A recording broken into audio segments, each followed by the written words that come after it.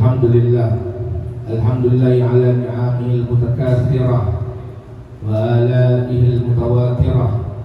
Ashhadu an la ilaha illallah wahdahu la syarika lah wa ashhadu anna sayyidina Muhammadan abduhu wa rasuluh la nabiyya ba'dah. Allahumma salli ala sayyidina Muhammadin al-fatih lima ughliq wal khatimi lima sabaq nasiril haqq bil haqq al-hadi ila siratal mustaqim wa ala alihi haqqa qadrihi wa miqdarihil azim. Amma ba'du, farabbi shrah li sadri wa yassir li amri wahlul 'uqdatan min lisani yafqahu qawli wahdil qalbi wasaddid lisani bihaqqi sayyidina Muhammadin sallallahu alaihi wasallam ya rabbal alamin.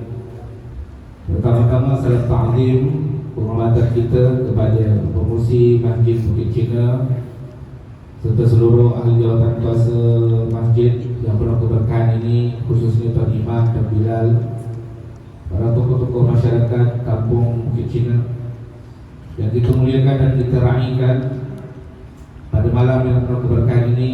Guru kita Maulana Syekh Abdul Razak Al-Masri hafizahullah ta'ala dan Sahibul Fadilah Ustaz Haji Muhammad Hadi bin Tuan Guru Ustaz Minhad hafizahullah ta'ala, para hadirin, para hadirat rahimakumullah. Alhamdulillah, malam ini Allah Subhanahu wa ta'ala menghimpunkan kita di dalam masjid beriktikaf untuk bersama-sama kita merayakan dan meraihkan majlis Maulid Nabi besar Muhammad sallallahu alaihi wasallam. Walaupun telah berlalu Rabiul Awal, sekarang kita masuk Jumadil Akhir, tetapi itulah dia cinta. Seseorang apabila cinta, dia tak ada waktu. Dia sentiasa dihantui, diserang oleh rasa rindu, rasa teringat-ingat kepada yang dia kasihi. Hadirin hadirat yang berbahagia rahimakumullah. Kalau ini tidak kita alami, maka perlu kita perbaiki diri kita. Kerana cinta itu bukan boleh dipaksa-paksa. Cara ia datang, kata ulama, la tahsulul mahabbah illa bil ma'rifah, la tahsulul ma'rifah illa bi mudawamatin nazar. Cinta tidak akan berhasil melainkan apabila engkau betul-betul mengenal. Kenal yang betul, tak cuma setakat tahu saja.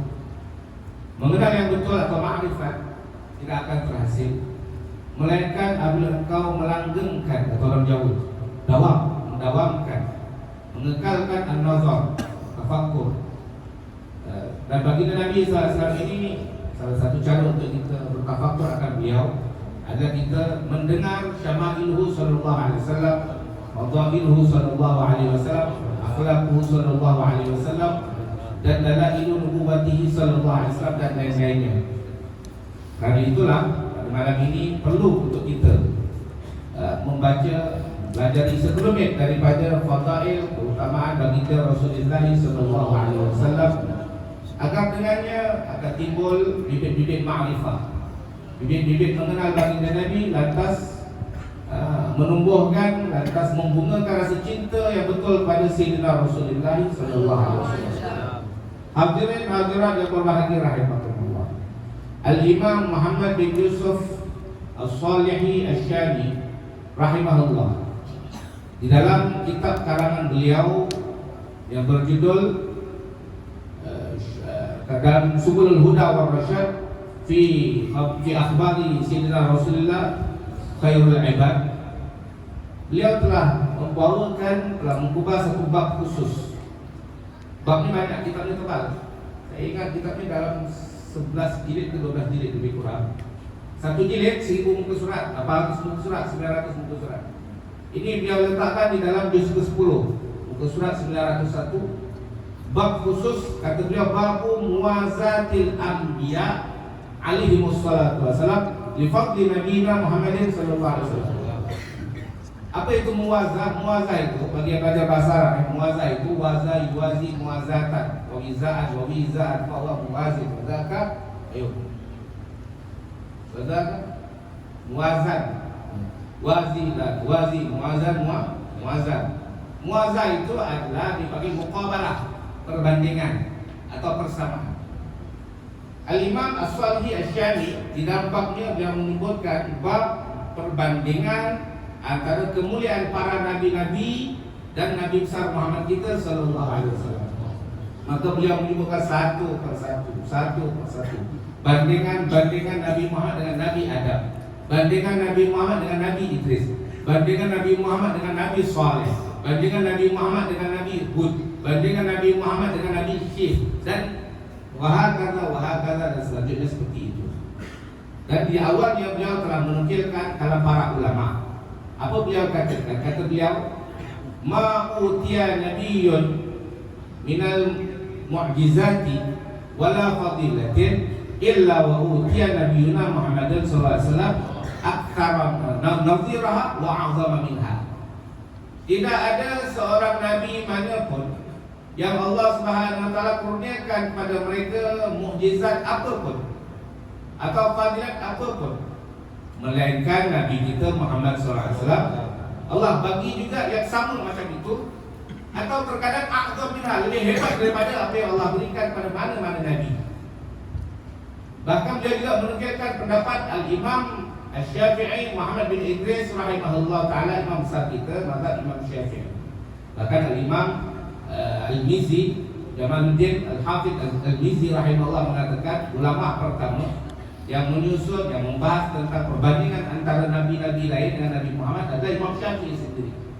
Kata Imam Syafi'i di dalam kitab Manaqib Al-Imam Syafi'i yang disusun oleh seorang hadis Al-Imam Al-Baihaqi, dalam kitab Manaqib Al-Imam Syafi'i telah menukilkan kalam Al-Imam Syafi'i. Apa kata Al-Imam Syafi'i rahimahullah? Ma'a'atallahu nabiyyan qattu syai'an illa wa'atallahu Muhammadan aktsara minhu. Tidaklah Allah Subhanahu wa taala memberikan, mengaruniakan kepada mana-mana nabi sesuatu karunia, melainkan pasti Allah bagi kepada Nabi Muhammad benda yang lebih hebat daripada itu. Seorang murid beliau, iaitu Umar atau Amr, telah berkata, mencelah, wahai Imam Syafi'i, ya ke? Setahu kami Nabi Isa ni hebat sehingga pengikut-pengikutnya, penganut agamanya beranggapan dia adalah Tuhan atau anak Tuhan. Kenapa? Kerana Allah wa Isa ihya al-mauta. Allah dah bagi Nabi Isa ni bukan main-main, boleh menghidupkan orang mati. Bukan orang bawa mati, lepas tu pegang hidup tak, dah 5,000 tahun meninggal, dia pergi kat kubur, dia tutup bismillah, dia baca al-ismul a'zam, ya wahid ya ahad ya fardhu ya samad, dan lain-lain yang dia bacakan, terbuka kubur, bangkit, hidup balik. Ini Nabi Isa ni, dia main. Mukjizat yang luar biasa. Bahkan diceritakan di dalam Al-Quran sendiri, dia mengambil tanah sekepat, ditepat buat bentuk macam patung burung, baca bismillah, baca al-ismul a'zam, langsung terbang hidup. Ini bukan main-main, bukan burung mati dipegang, ditiup-tiup, hidup balik, tak. Tanah dipegang, dikepat-kepat macam bentuk burung, boleh terbang. Ini yang Allah beri kepada Nabi Isa, wahai Imam Syafi'i. Kemudian Imam Syafi'i Amr. Maka dijawab oleh Al-Imam Syafi'i, wahai muridku, apakah kau lupa bahawasanya dulu satu ketika Nabi SAW di dalam masjid bersama para sahabat di hari Jumaat, ketika mana para sahabat telah memikirkan mimbar baru untuk baginda Rasulullah SAW untuk beliau bersandar ketika berkhutbah, tiba-tiba seluruh satu masjid mendengar bunyi suara orang menangis atau suara unta menangis. Dan kita pun tahu, saya kata cerita, saya tak nak ulang cerita ni, semua dah hafal, betul kan? Kalau saya nak ulang balik, kesian. Kita nak bagi ruang waktu untuk guru kita Syekh Abdul Razak untuk bicara panjang. Kalau boleh Ustaz Ali pun bicara juga Jadi saya sekat-sekatkan dulu. Saya sebenarnya tak macam saya lebih suka mengajar dulu. Waktunya saya kira banyak-banyak kalau patut ilmu sesuai untuk saya memberikan ilmiah supaya para penuntut ilmu dapat manfaat. Dan kita tahu bagaimana suara itu muncul daripada batang korma yang telah mati, yang dulu dipakai oleh Nabi sebagai mimbar, tiba-tiba menangis. Hadirin hadirat yang berbahagia rahimakumullah, apabila kita belajar dan ilmu filsafat atau ilmu falsafah atau ilmu kalam atau ilmu teologi, sesuatu perkara apabila dia boleh berbicara, termasuk berbicara menangis, maka dia dianggap hidup. Dia dianggap hidup. Kerana sifat hidup adalah sifat yang mentasbihkan orang-orang yang memiliki sifat ma'ani. Sedangkan salah satu sifat ma'ani adalah al-kalam. Faham? Maknanya apa? Apabila batang korma itu menangis, maknanya dia bercakap. Bila dia bercakap, dia menangis. Kalau kita belajar ilmu falsafah, ilmu filsafat, Ini yang faham ke orang Islam saja, termasuklah Aristotle, Socrates dan lain-lain orang-orang pembesar-pembesar ilmu falsafah. Mereka mengetahui hal ini. Kalau seseorang berbicara menangis, menandakan ia hidup. Kata Imam Syafi'i, ini agak akbar minhu. Batang kurma yang memang tak pernah hidup pun, tetapi boleh menangis bermakna hidup. Bukan hanya sekadar menangis, merindukan Nabi Muhammad. Maka ini jauh lebih hebat daripada apa yang telah Allah berikan pada Nabi Allah Isa alaihi wa ala nabi sallallahu wasallam. Selanjutnya Imam As-Shalih Asy-Syami membawakan perbandingan antara Nabi Muhammad dengan Nabi Adam. Kita tahu di dalam Al-Quran Allah Subhanahu wa taala bagi tahu, wa idh qulna lil malaikati isjudu li Adam fasajadu illa iblisa aba wastakbara wa kana minal kafirin. Allah memerintahkan para malaikat untuk sujud kepada Nabi Adam. Semuanya sujud kepada Nabi Adam. Hebat tak hebat ni? Malaikat sujud kepada Nabi Adam. Ini satu kemuliaan, satu kehebatan yang Allah berikan kepada Nabi Adam AS. Tetapi hadirin hadirat, Al-Imam As-Shalih Asy-Syami mengatakan ketika beliau menukilkan pendapat Al-Imam Fakhruddin Ar-Razi rahimahullah. Apa kata Fakhruddin Ar-Razi? Ketahuilah penyebab Allah Subhanahu wa taala memerintahkan seluruh malaikat sujud pada Nabi Adam sebab apa? Li'anna nura nabiyyina Muhammadin sallallahu alaihi wasallam ala jabhatihi. Kerana nur Nabi Muhammad sallallahu alaihi wasallam Allah letakkan dari Nabi Adam. Kerana itu Allah memerintahkan seluruh malaikat sujud pada Nabi Adam. Ini kata Imam Fakhruddin Ar-Razi rahimahullah. Selanjutnya kata Al-Syami, As-Shalih Asy-Syami beliau mengatakan, meriwayatkan fatwa para ulama-ulama lainnya yang mana mereka mengatakan, cuba kau lihat kemuliaan yang Allah berikan kepada Nabi Muhammad di dalam firman Allah, innallaha wa malaikatahu yusholluna 'alan nabi. Sesungguhnya Allah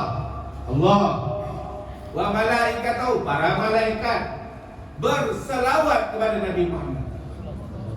Tetapi ketika Allah nak bagi tahu kemuliaan Nabi Adam, wa idh qulna lil malaikati usjudu li Adam.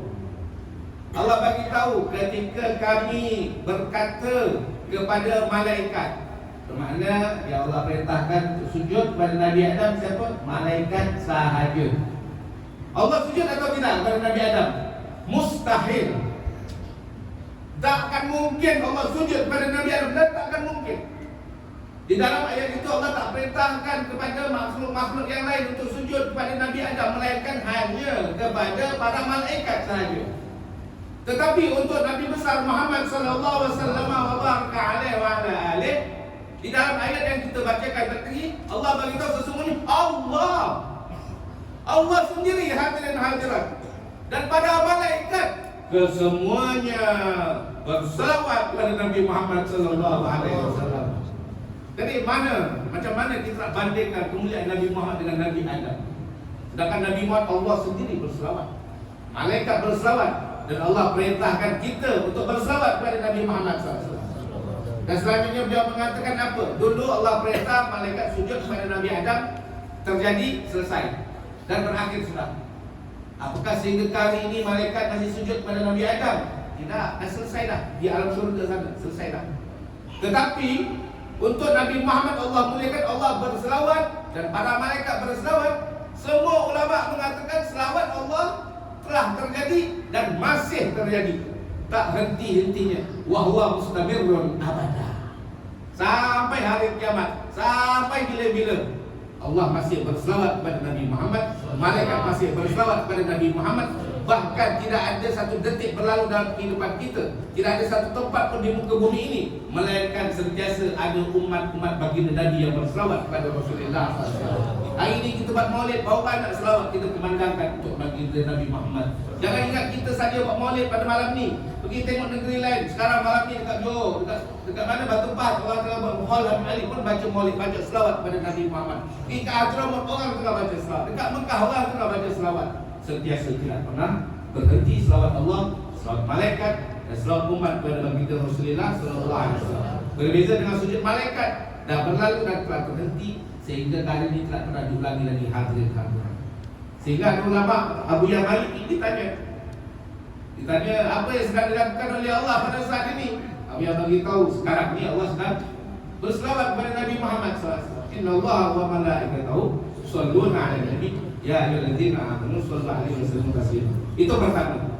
Dan yang kedua kata beliau, Nabi Adam ni Allah muliakan. Allah sebutkan mu'allama Adamal asma'a kullaha tsumma 'aradahum 'alal malaikati wa qala anbihuni bi asma'i haula'i in kuntum shalihin. Qalu subhanaka la ilma lana illa ma 'allamtana innaka antal alimul hakim. Qala ya Adam anbihum sampai ayat Quran. Allah memuliakan Nabi Adam. Allah ajarkan pada Nabi Adam seluruh nama-nama makhluk. Ada tafsiran mengatakan asma'al malaika kullihim, nama seluruh para malaikat-malaikat. Ada tafsiran mengatakan Allah ajarkan kepada Nabi Adam nama seluruh anak cucu-cucunya yang akan lahir sampai hari kiamat nanti. Berapa triliun semua Allah ajar dan hafal. Nabi Adam hafal. Kekuatan hafalan Nabi Adam. Kalau nama manusia tidak triliun dihafal oleh beliau. Ada yang kata yang dimaksud oleh Allah ajarkan nama-nama para malaikat. Jumlah malaikat berapa kali ganda, lagi banyak, berkali-kali ganda daripada manusia. Dihafal semua Nabi Adam. Karena itu jangan meremehkan para nabi. Nabi-nabi ini tak sama macam kita. Apalagi penghulu para nabi, Nabi Muhammad. Otaknya demi Allah takkan pernah sama dengan otak ente. Ini baru baca hadis patut mempertikaikan. Kalau menurut kita tak sesuai hadis ini, kita amalkan. Siapa ente? Bodoh. Tolong ingin mempertikaikan sampai Nabi Muhammad yang akalnya mengungguli seluruh semesta alam. Jangankan kata Nabi Muhammad, Nabi Adam sahaja boleh hafal triliun, bilion, tak apa istilah, kuadrilion, tak apa istilah saya tak hafal betul. Semua dihafal oleh Nabi Adam sehingga membuat malaikat terkagum-kagum akan kehebatan Nabi Adam. Karena itu salah satu doa kita para penuntut ilmu, Syekh Al-Imam Al-Arif Billah Al-Hasan bin Abdullah Syakir rahimahullah mewasiatkan kepada kita setiap lepas salat jangan tinggalkan, khususnya bagi penuntut ilmu. Allahumma rzuqni fahman nabiyyin wa Allahumma inni as'aluka fahman nabiyyin wa hifdzal mursalin wa ilhamal malaikatil muqarrabin. Allahumma aghnini bil ilm wa zayyinni bil hilm wa akrimni bil taqwa jamilni bil afiyah. Setiap lepas salat antara doa yang tak boleh ditinggalkan, wasiat guru kita jangan tinggalkan ini doa, khususnya bagi penuntut ilmu. Wahai Allah, rezekikan kami memohon padamu ya Allah kefahaman seperti kefahaman kepandaian para nabi.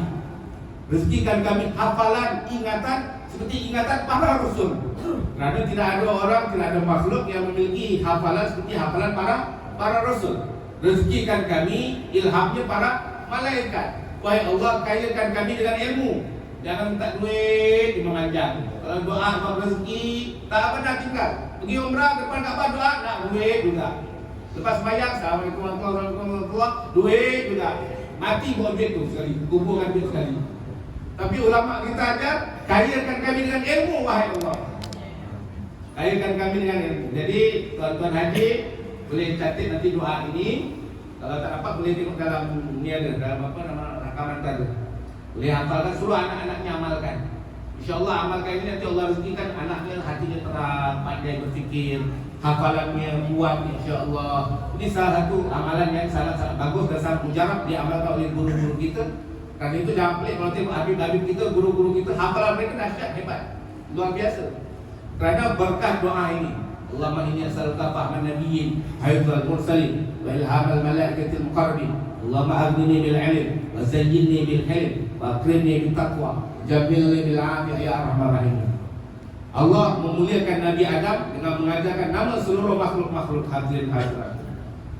Tetapi apabila kita nak membandingkan dengan baginda Rasulullah sallallahu alaihi wasallam, Al-Imam Ad-Dailami di dalam kitabnya Musnadul Firdaus telah meriwayatkan sebuah hadis, kata Rasulullah sallallahu alaihi wasallam, "Mukhtilat li ummati bil ma'i wat tini wa 'allimtu al-asma'a kullaha kama 'allima Adamul asma'a kullaha."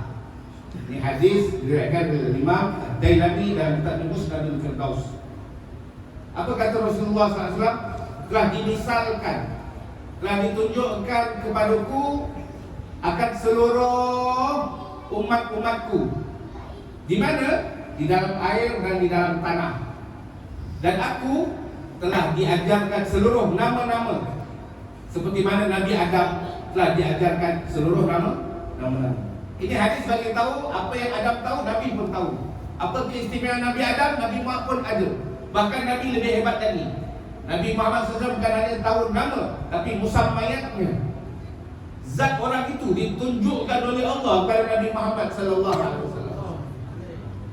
Sampai digambarkan, kata Rasulullah SAW, seluruh umatku daripada semenjak zaman baginda Nabi hidup sampai nanti hari kiamat, semuanya Allah dah tunjuk gambar mereka di hadapan Nabi Muhammad. Tapi zaman tu belum ada kamera, belum ada TV, tapi Allah gambarkan kat mana? Dekat tanah, lihat yang ada air di situ.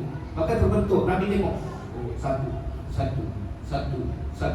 Bahkan Al-Imam At-Tabrani dalam kitabnya Al-Mu'jam Al-Kabir, beliau meriwayatkan hadis baginda Rasulullah sallallahu alaihi wasallam daripada Hudzaifah bin Asid radhiyallahu ta'ala anhu, mendengar baginda Nabi SAW bersabda, kata Rasulullah sallallahu alaihi wasallam, "Urda alayya al-barihata lada hadhil hujrah ummati awwalha ila akhiriha." Malam tadi, kata Nabi, saya duduk dalam bilik saya ni, tiba-tiba Allah bawakan gambaran seorang demi seorang. Macam kita kalau tengok lah kan, kalau kita besar ni kan, slide satu-satu. Tadi malam pada zaman itu belum ada handphone, hadirin.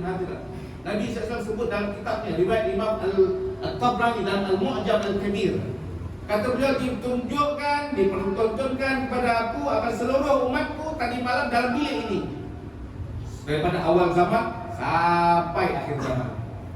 Berapa triliun? Hari ini umat Islam katanya hampir telah mencecah 2 bilion umat Islam tadi. Zaman sebelum kita, sebelum-sebelumnya lagi, zaman Rasulullah sahaja pada hari kemangkatan baginda Nabi tak kurang daripada 124,000. Kita kalau nak tengok handphone kita mungkinlah menyimpan 14,000 buah gambar.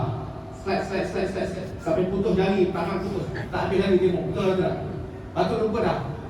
Nabi Muhammad tidak, bukan 14,000, trilion dalam waktu yang amat singkat. Ini mukjizat karunia yang Allah beri kepada Nabi. Semua Nabi tengok satu-satu dan hafal sehingga beliau wafat, sehingga hari ini dia masih ingat apa yang beliau tengok pada malam itu.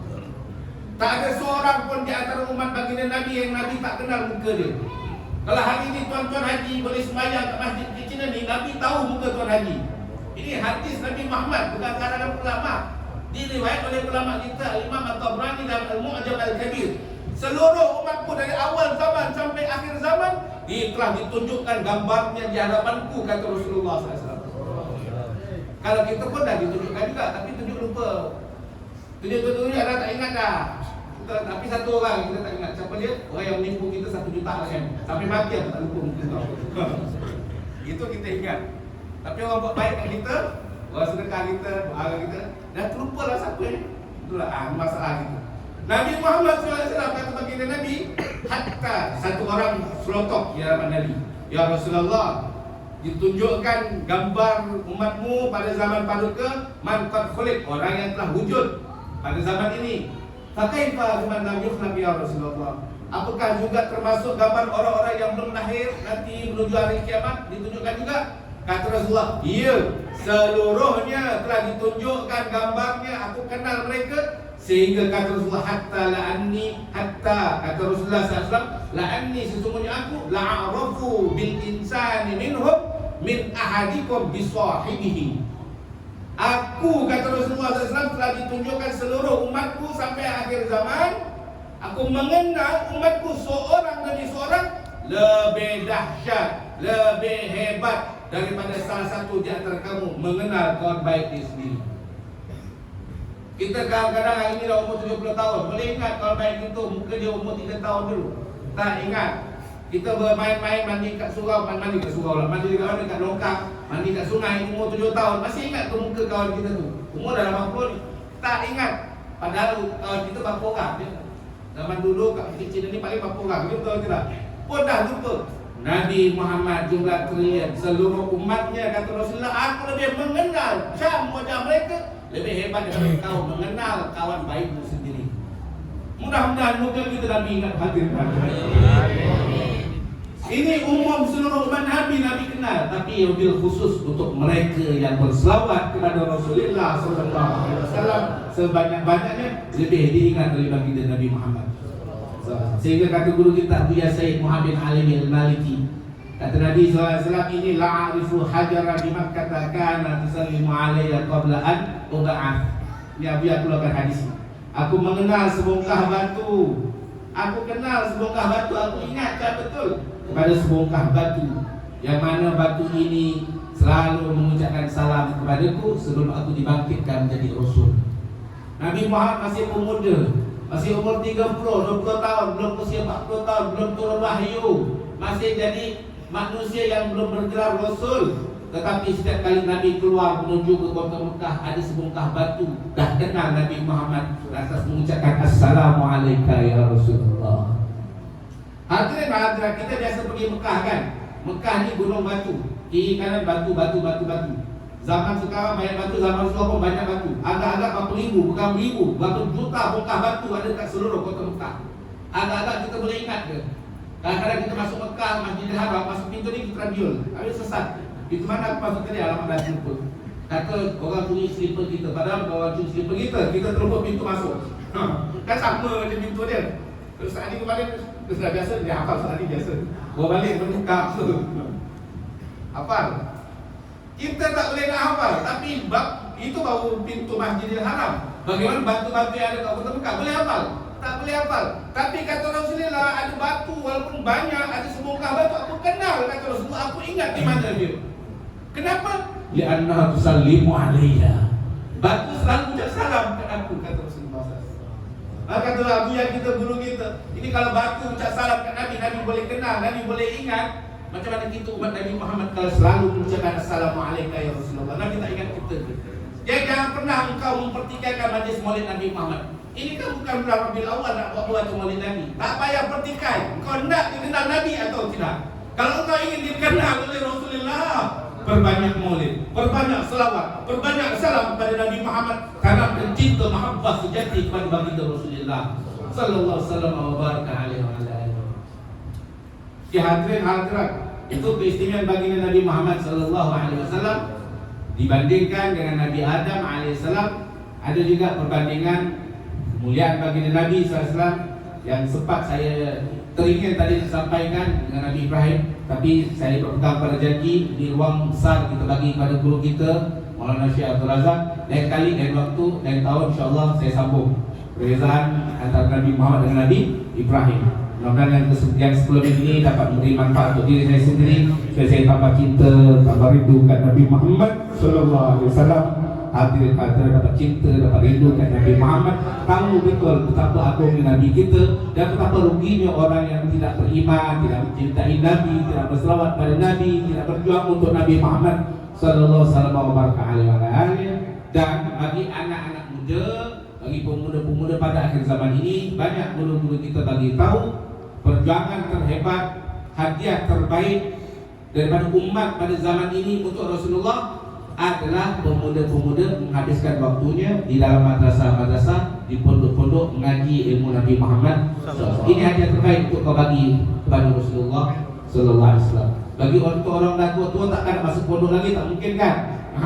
So banyak-banyak baca selawat kepada Rasulullah, selalulah hadir majlis ilmu. Ada duit sumbang kat masjid, saya masjid boleh buat majlis terus, majlis ilmu. Kita panggil guru-guru kita Syekh Razak berkali-kali. Jangan bulan ni aja, bulan depan panggil lagi insya-Allah. Ini hadiah terbaik kita hadiahkan untuk Sayyidina Rasulullah sallallahu alaihi wasallam. Sallallahu alaihi sayyidina Muhammadin an-nabiyil ummi wa ala alihi wasallam. Alhamdulillahirabbil alamin.